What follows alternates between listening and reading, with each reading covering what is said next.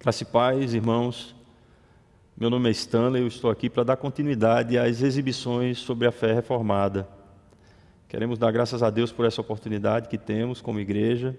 Queremos agradecer aos nossos pastores, ao pastor Marcelo e ao pastor Aguinaldo, por ter de forma solícita acatado ao projeto e ter participado ativamente dele. Queremos agradecer também à equipe técnica que está aqui por trás, dando todo o suporte para que possa ser feita a gravação, a edição e divulgação desses vídeos, que é o nosso irmão João e o nosso irmão Marcos, que estão aqui conosco. Na verdade, em tudo Deus tem sido glorificado e continuará sendo glorificado através dessas exposições.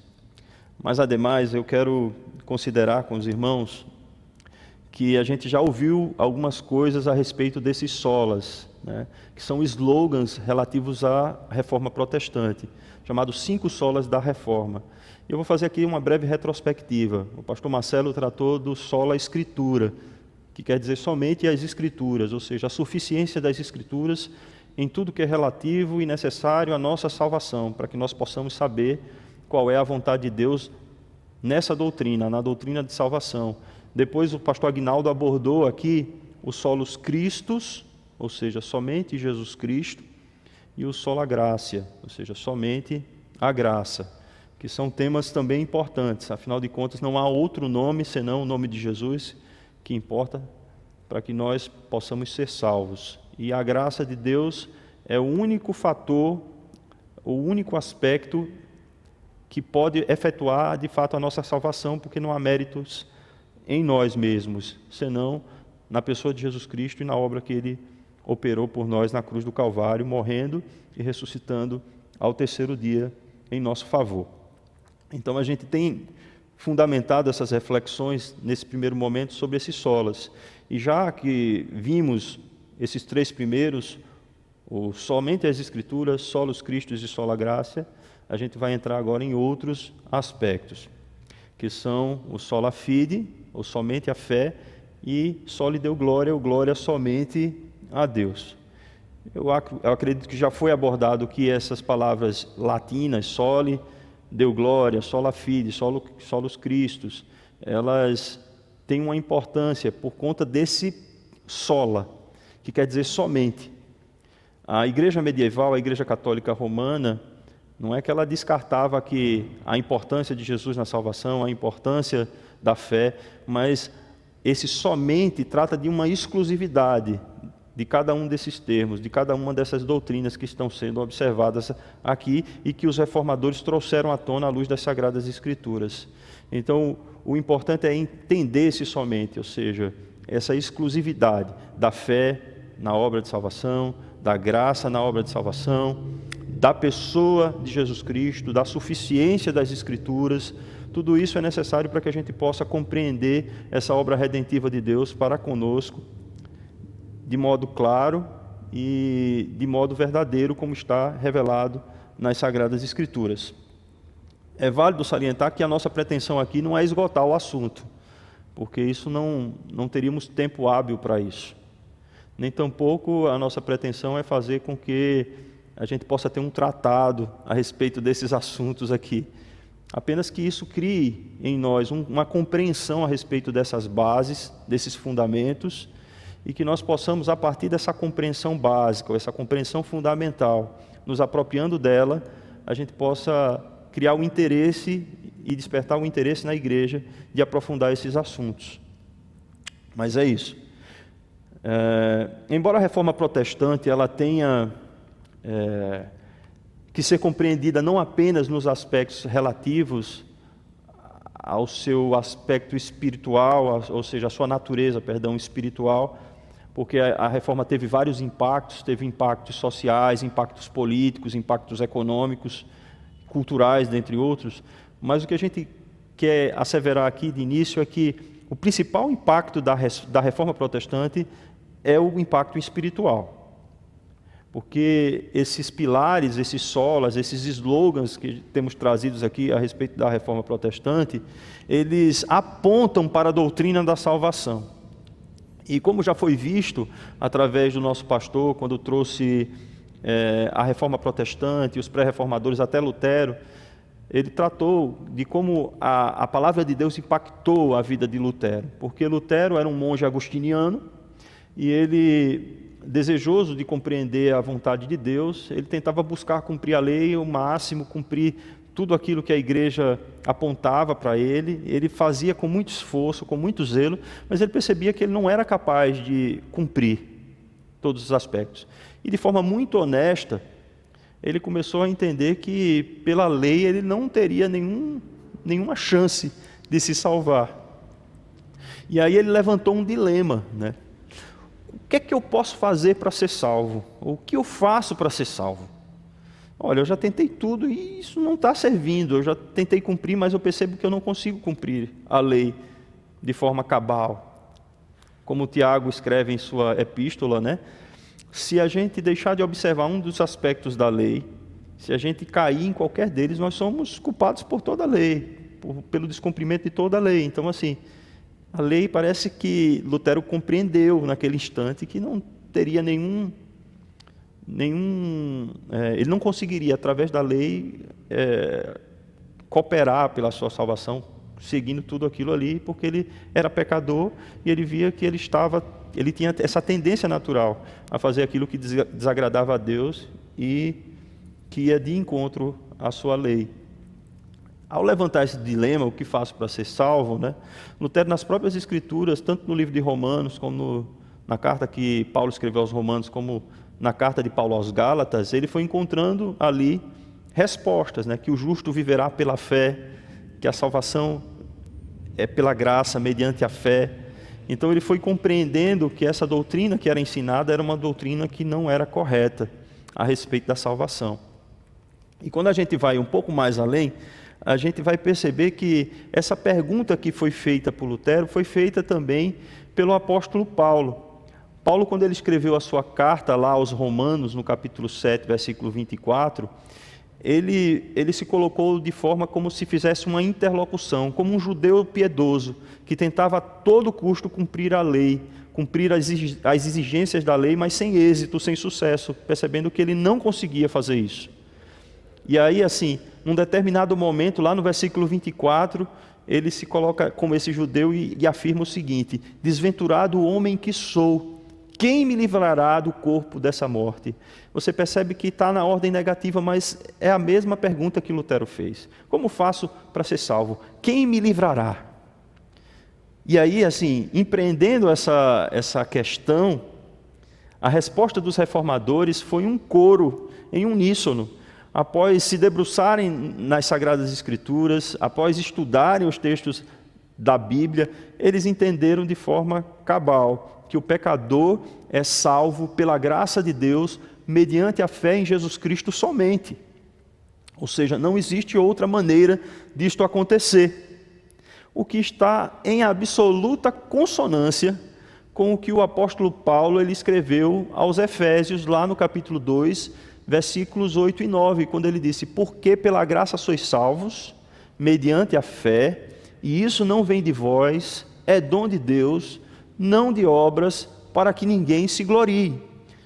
E aí, assim, eu sublinhei algumas palavras, alguns termos desses versículos, para que a gente possa entender. Pela graça, mediante a fé, não vem de vós, é dom de Deus, não de obras. Isso já dá para a gente uma intenção de qual é a forma pela qual Deus efetua a salvação àqueles que Ele escolheu, aos seus eleitos. A partir de então, quando a reforma protestante vai ganhando corpo na Europa, que os reformadores vão fazendo as traduções da Bíblia para o vernáculo, ou seja, para os idiomas locais, com a questão da imprensa também, né, de Gutenberg, que a Bíblia poderia ser produzida em série, e que as pessoas teriam acesso a isso, a Igreja Católica Romana empreendeu um movimento que a gente estuda nas aulas de história de contra-reforma, ou seja, um movimento para tentar conter a reforma protestante.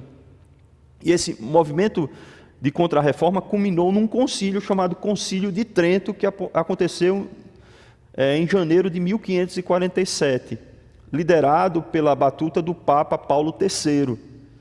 E nesse conselho, muitas resoluções canônicas foram feitas para tentar conter o avanço da reforma protestante e conter aquilo que estava sendo divulgado e ensinado por meio dos reformadores. E numa dessas resoluções desse concílio, a gente vai encontrar no cânone 9 a seguinte afirmação. Percebam bem o que está escrito. Se alguém disser que é pecador, que o pecador é justificado pela fé somente, olhe só, significando que nada mais é requerido para cooperar com o objetivo de se obter a graça da justificação, e que não é necessário de forma alguma que ele seja preparado e disposto pela ação de sua própria vontade, que seja anátema. Eu gostaria de que você prestasse bem atenção no que está escrito nesse cânone. A Igreja Católica Romana da época estava afirmando por meio de um cânone que a justificação pela fé somente era uma doutrina equivocada, porque era necessário que o pecador fosse justificado por uma cooperação de sua própria vontade, fosse justificado através de uma cooperação da sua própria vontade para a sua salvação. E ainda mais diz o seguinte, que quem não acreditasse nessa doutrina estava debaixo de maldição, ou seja anátema. Daí eu sublinho, ação de sua própria vontade. E a pergunta que eu faço com muita sinceridade é: como assim? Como é que alguém morto espiritualmente pode exercer de forma livre a sua vontade para cooperar com a própria salvação? Essa é a pergunta que eu faço. E por que eu faço essa pergunta? Porque a própria palavra de Deus, ela nos ensina, por meio do apóstolo Paulo, na sua carta aos Efésios, capítulo 2, versículos 4 e 5, que nós estávamos outrora mortos em nossos delitos e pecados. Escute só, veja o que diz o texto. Mas Deus, sendo rico em misericórdia, por causa do seu grande amor para conosco, e estando nós mortos em nossos delitos e pecados, nos deu vida juntamente com Cristo, pela graça sois salvos. E eu fico a imaginar como é que seria um morto, ele por sua própria vontade, cooperar para a sua própria salvação e justificação pela fé. É estranho se pensar assim, porque se não fosse por uma ação sobrenatural de Deus, trazendo vida ou nos vivificando juntamente com Cristo, isso não seria possível. Não há razão para conceber a ideia de que um morto espiritual possa ter, de alguma forma, poder de escolha para cooperar com a sua própria salvação. E a gente vê que isso é biblicamente impossível. Pela Bíblia isso é impossível. E como nós já vimos lá no Sola Escritura com o pastor Marcelo, a Bíblia, o Antigo e Novo Testamentos, são suficientes para nos instruir a respeito da salvação em Jesus Cristo. Não é necessário nenhuma bula papal, nenhuma encíclica, porque a própria palavra de Deus já tem o necessário para isso. Outro aspecto que está presente nessa resolução canônica, e eu gostaria que você se ativesse um pouco nesse momento, é que a igreja estava condenando ao anátema, ou seja, condenando a maldição, a excomunhão, todos os que crescem que a salvação e a justificação eram recebidas pela graça mediante a fé somente. Nesses termos que está nesse cânone, todos estão condenados, inclusive o apóstolo Paulo, inclusive eu. Ou seja, todos os que creram, que creem e crerão acertadamente na doutrina bíblica da justificação, por esse cânone, estariam debaixo da condenação da igreja romana. Porém, meus irmãos, a gente observa que, como Lutero, ele não foi convencido pela palavra de Deus que estava errado no que se refere a essa doutrina. Nós também, na nossa época aqui, como cristãos reformados, não podemos arredar o pé para longe daquilo que é revelado nas Sagradas Escrituras, porque isso tem um risco muito grande para a nossa vida. Vamos ver alguns textos aqui, outros textos, que essa doutrina aparece, tanto nas cartas de Paulo aqui.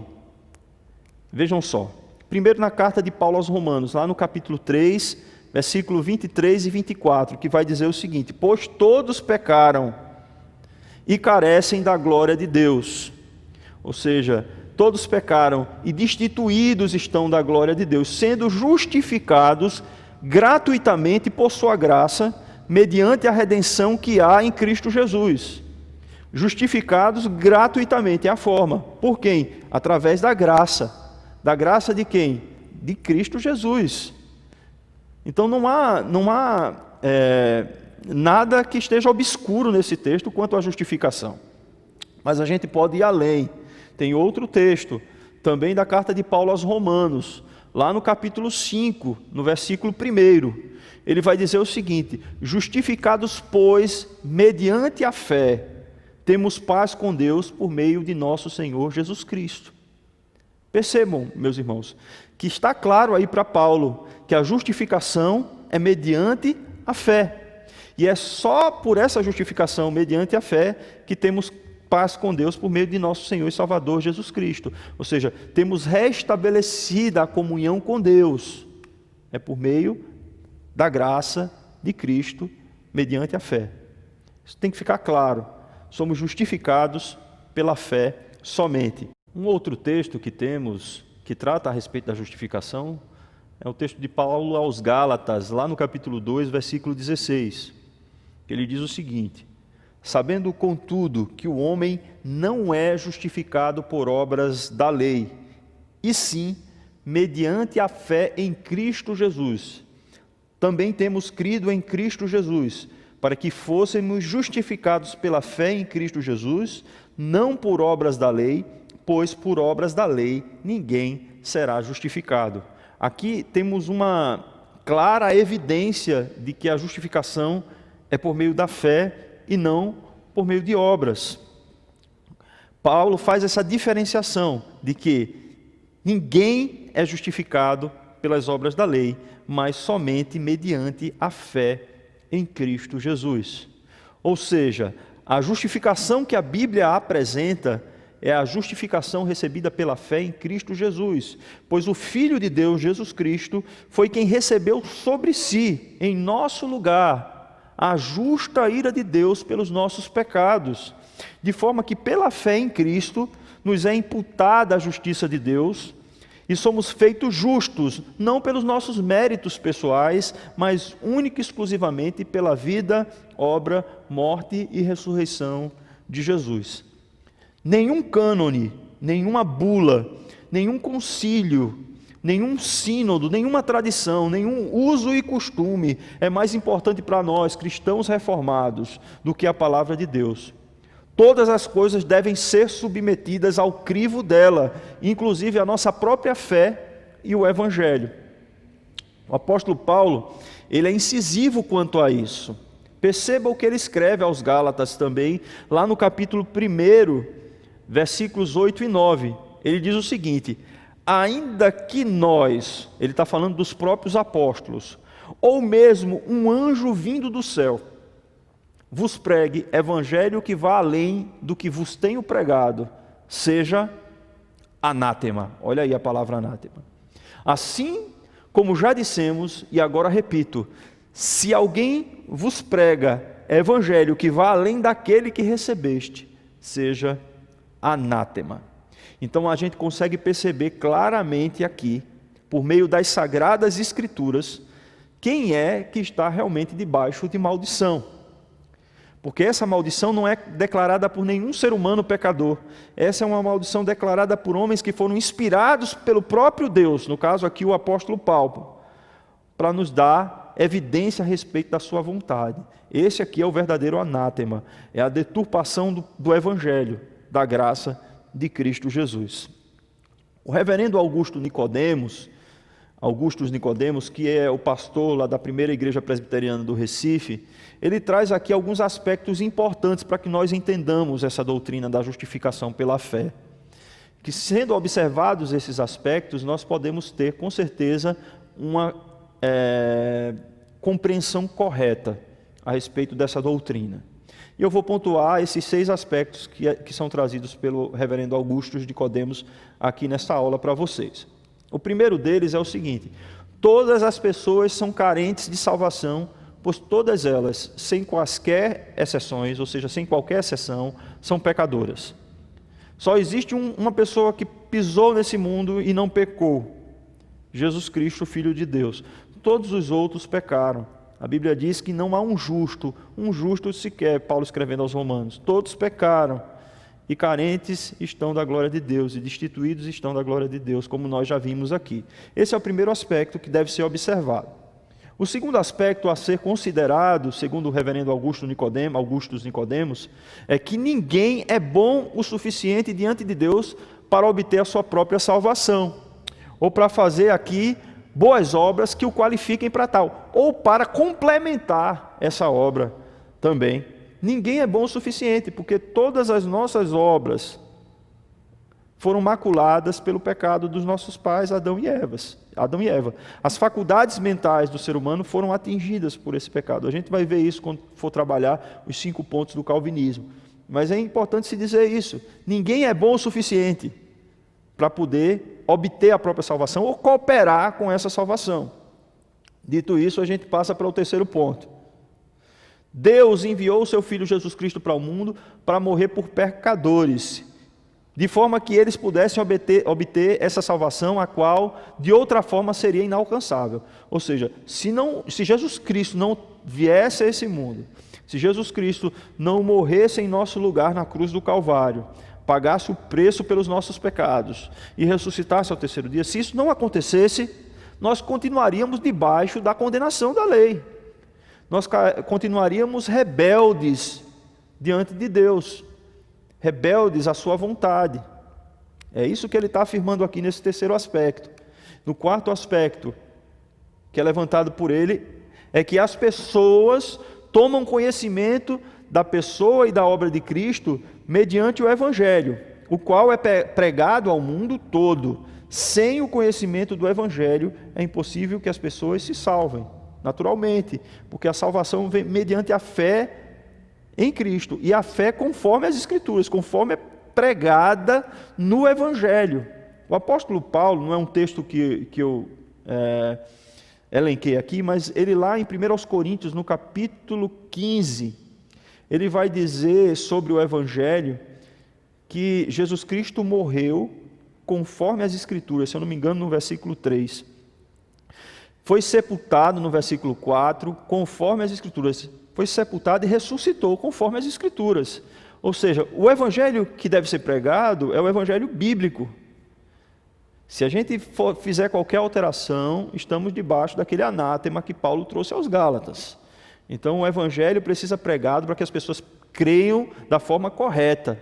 A fé, ela tem esse fundamento e ela tem essa orientação. Ela converge a pessoa de Cristo.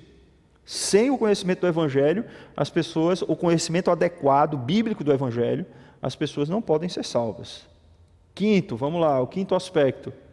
Mediante a fé em Jesus Cristo, como seu único e suficiente Salvador, as pessoas, quem quer que sejam, ou seja, as pessoas de qualquer país, de qualquer cultura, nação, sem distinção étnica, sem distinção relativa ao sexo, posição social, educação, intelectualidade, todas elas são perdoadas completamente de seus pecados, aceitas por Deus como filhos e recebem o Espírito de Deus como selo e penhor, que é garantia dessa salvação prometida no Evangelho. E essas pessoas passam a iniciar, assim, uma nova vida nesse mundo. É essa a referência que traz para nós o pastor Augusto de Nicodemos. E por fim, algo que é importante ser dito em nossa época: a fé salvadora não é uma força emocional mística. Não é porque eu estou emocionado ou porque alguma coisa me trouxe alguma emoção que essa é a evidência de que eu estou exercendo de verdade a fé bíblica. Não é. Antes, ele explica, é a confiança que parte de um coração regenerado, em que o Espírito Santo de Deus já trabalha. em todas as suas promessas, ou seja, é a convicção nas promessas de Deus, principalmente aquelas promessas relativas à vida eterna na pessoa de Jesus Cristo, seu Filho. Essa confiança envolve uma compreensão básica do que o Evangelho nos diz sobre Cristo, a respeito de Cristo, sua morte e ressurreição, e um assentimento intelectual a esses fatos. É necessário nós compreendermos esses fatos, para que possamos crer. Ou seja, a nossa fé não é cega, a nossa fé não é irracional, a nossa fé não é emocional, como muitas pessoas assim atribuem. Dito isso, é importante que a gente entenda algumas coisas a respeito dessa justificação pela fé. A justificação pela fé, ela tem um caráter forense. E o que é que quer dizer isso? Quer dizer como se fosse um tribunal, em que nós somos pecadores e precisamos ser julgados em conformidade à lei do Senhor, e sendo julgados pela lei do Senhor, todos nós somos culpados e estamos debaixo da ira santa de Deus, destituídos de sua glória, porque afinal de contas, se essa glória de Deus nos tocasse, seríamos esmagados por ela, porque somos pecadores. Sendo assim, Jesus Cristo, Filho de Deus, veja só, Ele se interpõe entre nós e o Pai, porque Ele pagou o preço dos nossos pecados na cruz. Ele cumpriu de modo cabal, de modo completo, as exigências da lei, de modo que quando Deus dispensa sobre ele a sua justa ira, e ele morre, nós somos salvos porque ele pagou o preço que era nosso. O escrito de dívida que nos condenava foi pago por Jesus Cristo na cruz, e ele ressuscitou ao terceiro dia, dando provas de que o sacrifício dele foi aceito pelo Pai, foi aceito por Deus. Então, a justiça, ao crermos em Cristo, nos é imputada, não porque nós merecemos, nos é atribuída por conta da justiça de Jesus. Então somos justificados pela fé e não pelas nossas obras. É esse o caráter forense, é o caráter de tribunal, de júri, da justificação pela fé. É por isso que quando a gente lê em Romanos 4:3, a gente vai ler o seguinte: Abraão creu em Deus e isso foi imputado para a justiça, ou seja, foi atribuído pela fé. Deus chamou Abraão e Abraão creu. Abraão não fez nada para merecer esse chamado, Abraão não fez nada para merecer essas promessas, mas ele creu, e isso foi imputado por justiça. Da mesma forma, isso acontece conosco. E aí tem um aspecto que também é interessante de abordarmos aqui, que Deus, Ele tem uma forma de cumprir a sua justiça, de modo que Ele permaneça justo, mesmo concedendo para nós justificação a nós que somos pecadores. Deus continua justo, por quê? Porque a sua justiça foi operada em Cristo Jesus.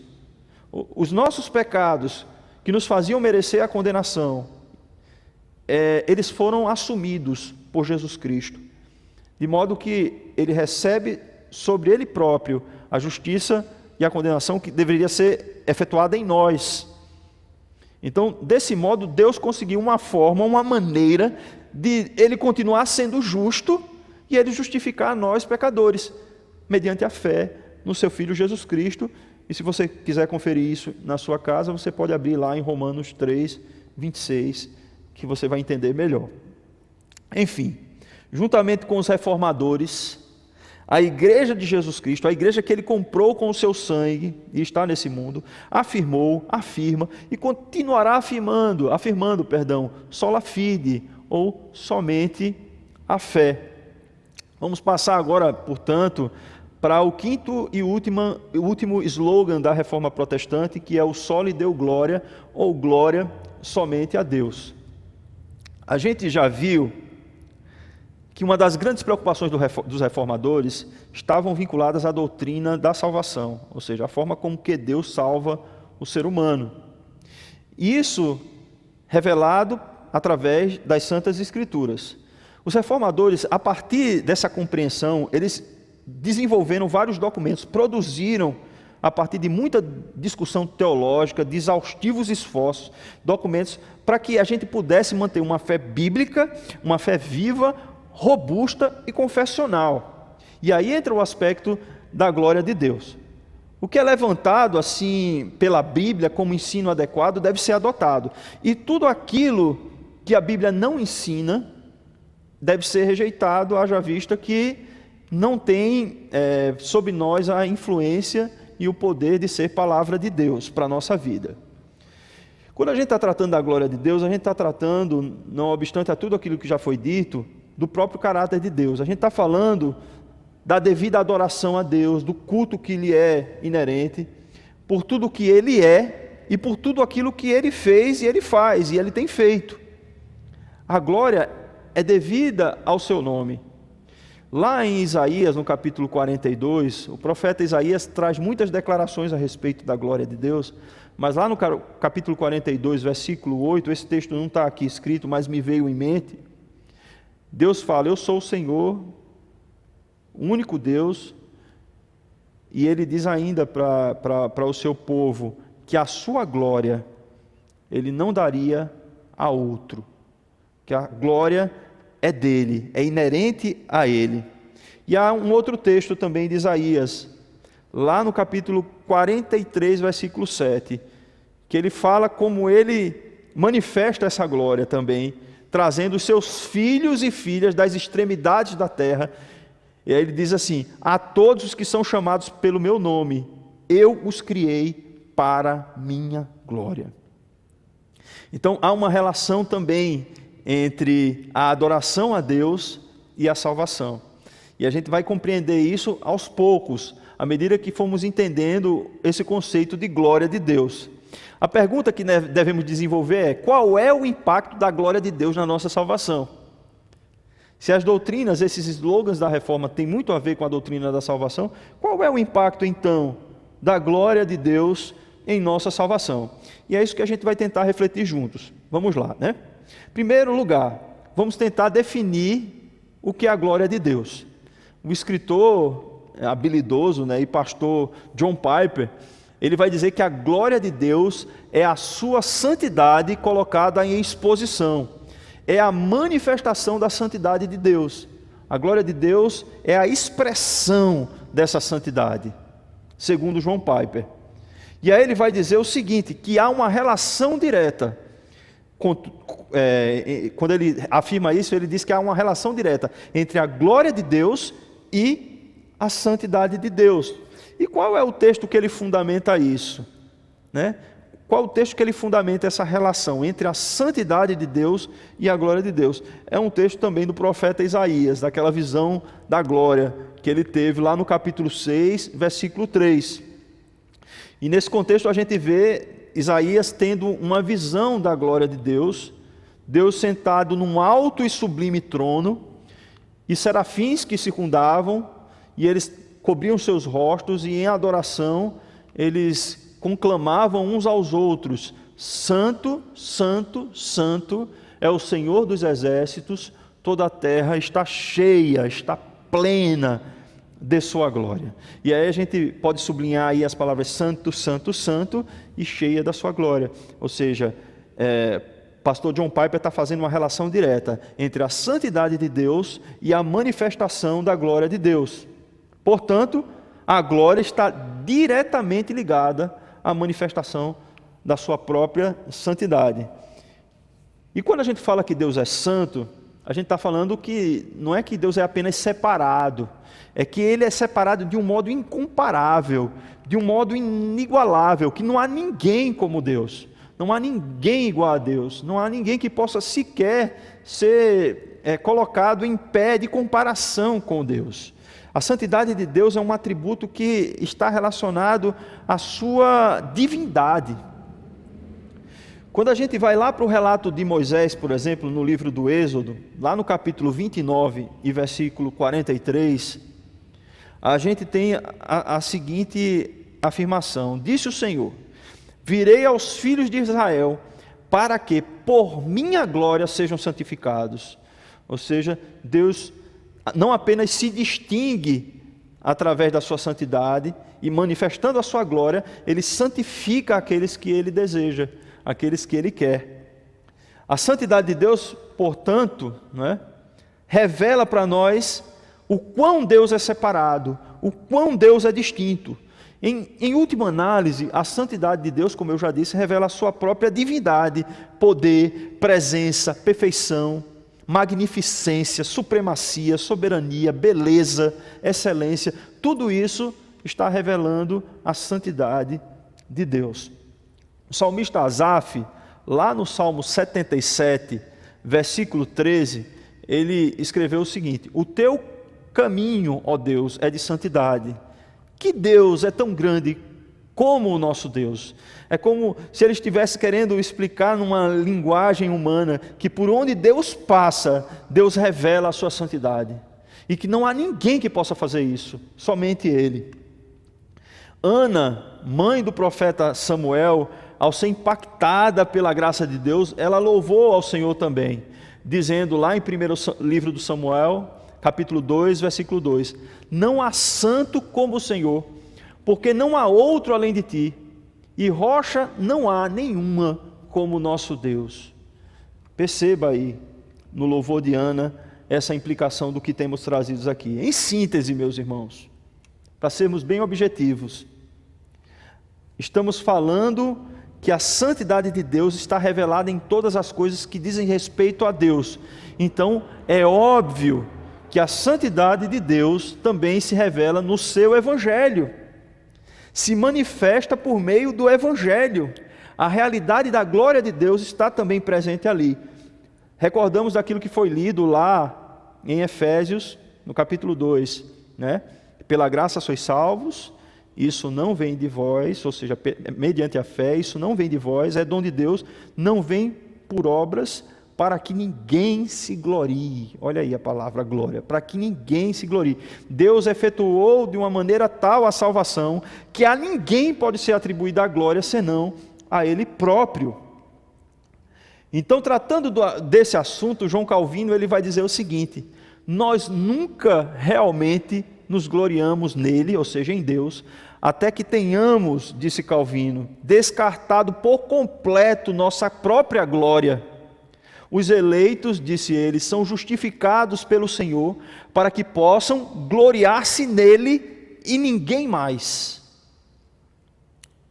E por que isso, não é? E por que isso? Primeiro, porque o ser humano foi criado a fim de manifestar a glória de Deus. No Salmo 8, versículo 5, diz que Deus nos vestiu, né, com a coroa da sua glória. Então, para Ele, deveremos manifestar essa glória. É como se nós fôssemos um espelho para refletir a glória do Senhor Jesus. Segundo, a gente vai encontrar que o pecado tornou o ser humano, como já vimos, vazio, carente, destituído da glória de Deus, tal qual se confere lá em Romanos 6, 23. Além disso, o diabo, que o apóstolo Paulo, quando escreve aos Romanos, na segunda carta aos Romanos, capítulo 4, versículo 4, ele chamou de o Deus desse século, ou o príncipe desse mundo, vendou os olhos do ser humano para que eles não vejam o resplendor da luz do Evangelho, da glória de Cristo. É interessante afirmar isso, porque lá no Gênesis 3, a gente vai encontrar a serpente, o diabo, induzindo, falando a respeito do fruto que eles não poderiam, que ele colocou que não poderiam comer, e a mulher falou para ele que não foi bem assim que Deus falou que eles poderiam comer de todo o fruto, não aquele que estava do conhecimento do mal, que estava ali no meio do jardim. E ele falou, não, olha, se vocês comerem desse fruto, os seus olhos serão abertos e vocês vão ser como Deus. Mas o que aconteceu não foi isso, ele mentiu. O que aconteceu foi que os nossos olhos foram vendados, para que nós não percebamos o resplendor da luz do Evangelho da glória de Cristo. O pecado faz isso. Em terceiro lugar, porque o Evangelho de Cristo nos reconcilia com Deus, para louvor da glória da Trindade, sim, do Pai, do Filho e do Espírito Santo. Isso está lá na carta de Paulo aos Efésios. Primeiro, no Pai. Se você for lá no capítulo 1, versículo 6, vai estar lá, para louvor da glória do Pai, do Filho, no versículo 12, e do Espírito Santo, no versículo 14. Somos reconciliados para louvor da glória da Trindade Santa. E por esse motivo, um dos nossos símbolos de fé, que é o Catecismo Maior de Westminster, traz na sua primeira questão essa pergunta: qual o fim supremo e principal do homem? E ele mesmo responde dizendo: o fim supremo e principal do homem é glorificar a Deus e alegrar-se nele para sempre. Portanto, o que é que a gente faz? A gente dá glória a Deus. O apóstolo Paulo, escrevendo lá sua carta aos Romanos, no capítulo 5, versículo 2, ele diz que é nisso que nós devemos nos gloriar. Veja só, na esperança da glória de Deus. É nisso que nós devemos nos gloriar. Gloriarmos-nos na esperança da glória de Deus. Porque Deus, Ele irá nos apresentar, como diz Judas lá no versículo 24, com exultação, imaculados diante da sua glória. E eu entendo, queridos irmãos, que para isso, aquele que nos justificou, ou seja, nos livrou da condenação do pecado, também irá nos glorificar, dando-nos corpos semelhantes ao corpo do seu próprio Filho Jesus Cristo, quando ressuscitou dentre os mortos. Corpos incorruptíveis, glorificados, à semelhança do corpo de Jesus, como podemos conferir lá em Romanos capítulo 8, versículo 30 e Filipenses 3, 21. Portanto, damos glória somente a Deus. Glória somente a Deus. E para a nossa conclusão, a gente pode repetir esses slogans, né? Cada um deles, slogans da Reforma Protestante, que servem para nós como base firme para que nós possamos ter a fé dirigida de modo adequado, conforme as Escrituras, à pessoa de Jesus Cristo, para que possamos crer para a nossa salvação de modo correto, para que possamos cumprir a vontade de Deus, conforme aquilo que Ele nos orientou e prescreveu em Sua Palavra. Então nós dizemos: sola Escritura, ou somente as Escrituras, solos Christus, somente Jesus Cristo, sola gratia, somente a graça, sola fide, somente a fé, soli deu glória, glória somente a Deus. Que Deus continue nos abençoando através desses estudos e que Ele possa também fazer com que as nossas vidas possam estar cada vez mais sedentas pela Sua palavra e pelo conhecimento da Sua vontade a respeito daquilo que a própria palavra tem revelada para nós. Irmãos, agora, para avisos finais e despedida, eu quero lembrar que na próxima semana, no próximo sábado, teremos o bate-papo conosco, com o pastor Marcelo, o pastor Aguinaldo e eu, com os irmãos, para falarmos a respeito dos 5 solas da Reforma Protestante. E depois, no sábado consecutivo, daremos início aos estudos dos 5 pontos do calvinismo, com o nosso pastor Marcelo, que fará a exibição tratando da depravação total. É isso. Não percam, divulguem, falem para os irmãos, repassem ao máximo possível de pessoas. E se você está nos assistindo, ainda não se inscreveu nas plataformas digitais, vai lá e se inscreve no YouTube, que é importante, tá? Um grande abraço fraterno em todos vocês, virtual, né? Estou com saudade de todos, espero vê-los em breve. Espero que o culto no templo se retome o quanto antes, para que nós possamos juntos adorar o nosso Senhor. Fiquem com Deus e tenham um excelente início de semana, na gloriosa e santa presença do nosso Senhor.